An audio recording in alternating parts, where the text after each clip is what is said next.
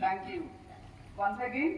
మీ అందరు కూడా చాలా బాగా చదువుకుంటున్నారు చిన్నప్పటి నుంచి, అవునా కదా?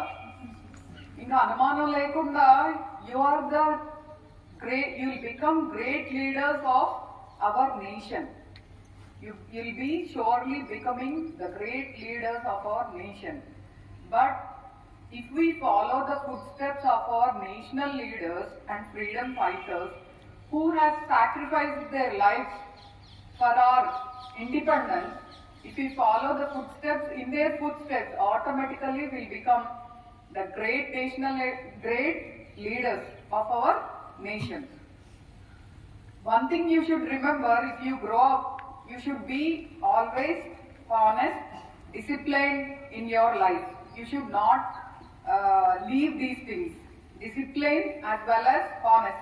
That is very much important. Then only you can become the dawn, you can enjoy the dawn of the freedom. That will be the freedom. Okay? Anyway, మీ అందరూ కూడా చక్కగా బాగా చదువుకుని, అర్థమైందా? చదువుకుని చక్కగా మీరు